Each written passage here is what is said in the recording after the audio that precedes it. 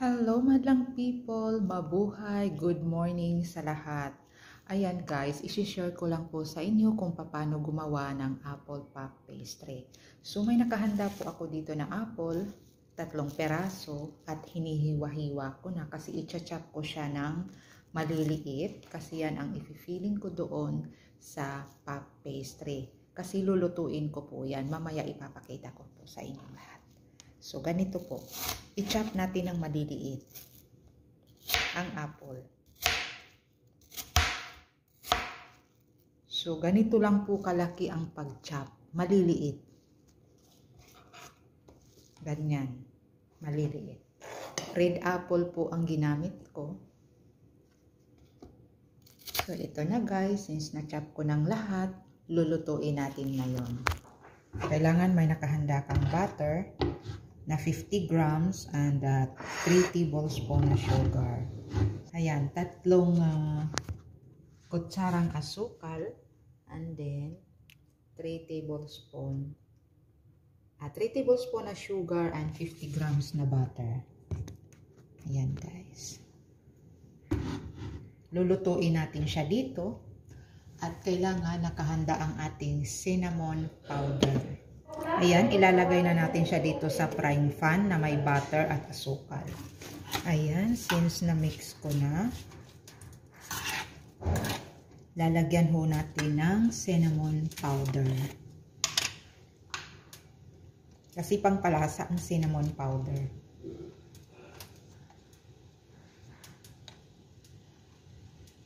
So, lagyan natin siya ng half teaspoon na cinnamon powder and then lemon, i-squeeze natin yung lemon.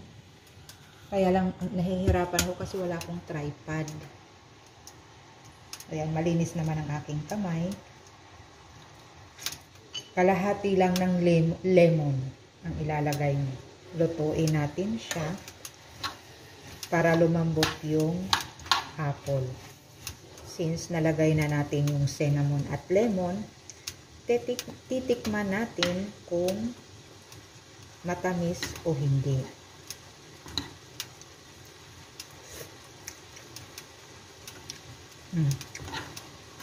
Matamis siya. So, hindi na natin kailangan dagdagan pa ng asukal. Kasi tama na siya. So, ang idadagdag lang natin is cinnamon konti. Kasi medyo kulang yung cinnamon, hindi masyado malasahan. So, dadagdagan natin konti para magkaroon siya ng lasa. Kunti lang. Huwag masyado ring marami kasi papangit na yung lasa. Kailangan maluto ang apple. So, ngayon, i-smash natin siya. Dudurugin natin para madurog. Pagkatapos nito guys, palalamigin natin, tsaka natin ilagay doon sa puff pastry. Kailangan lumamig muna siya para hindi maluto yung puff pastry. So ngayon guys, since malamig na ang aking apple, ayan yung niluto ko kanina. Ngayon nakahanda na ang aking puff pastry. Ito, square. Nakahanda na siya. So, inom muna ako ng fresh juice.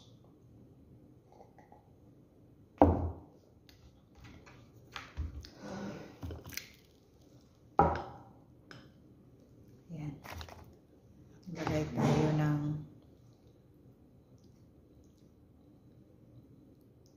mga 1 tablespoon. Ayan, ganyan. Then, i-brush natin ng egg para dumikit siya.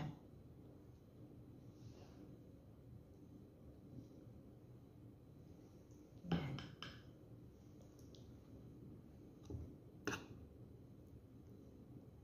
Dagdagan natin konti para nang sa ganun. Masarap siya kainin pag maraming laman.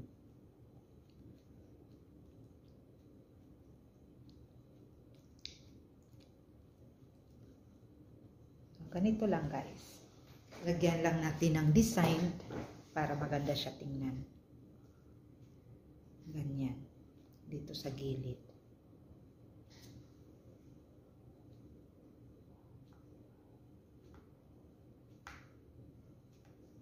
Ganyan. Then, hihiwain natin dito.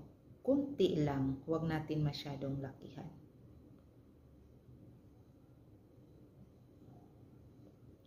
Yan.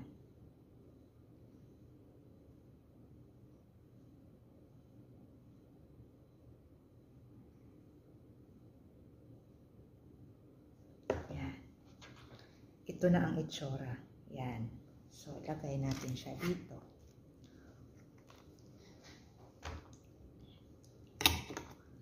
Kailangan makasampu tayo.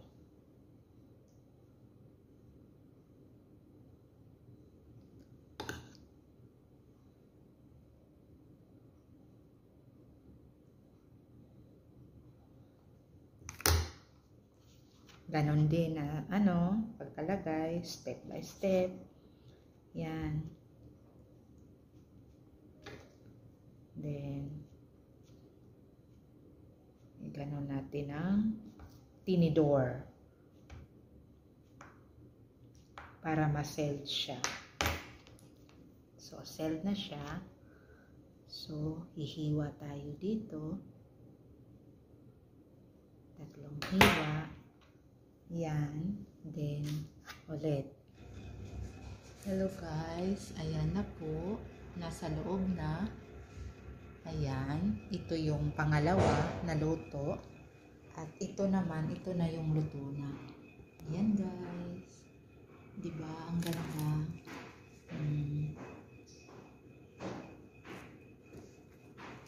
Thank you guys. Bye-bye. Ayan. Panoorin nyo po ang aking video hanggang dulo. Thank you so much.